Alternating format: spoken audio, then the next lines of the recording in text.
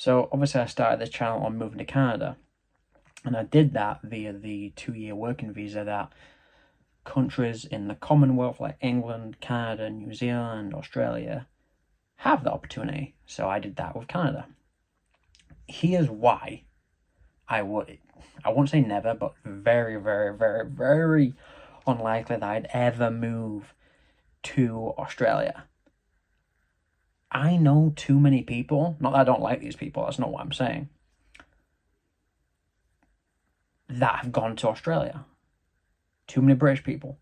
And for me, the whole point of, although Canada is still obviously a westernized country, very similar to the UK in some aspects, but also very, very different.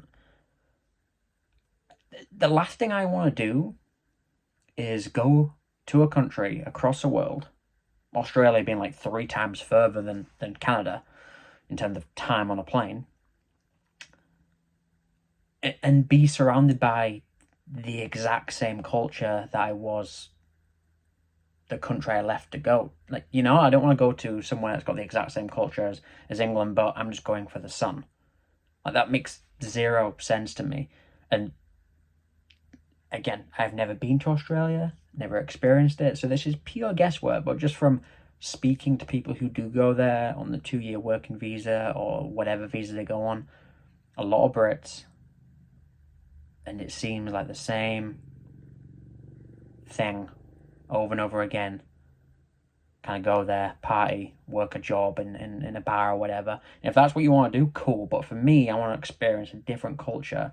And if I go somewhere that's got the exact same amount, the exact type of people, that just doesn't make sense to me. For instance, I'll give you an example. Like when I go to Spain, I want to go to the small little Spanish areas. I want to go to the places that the locals are. I don't want to go to the Spain where British tourists go and get hammered and drink and cause chaos and whatever.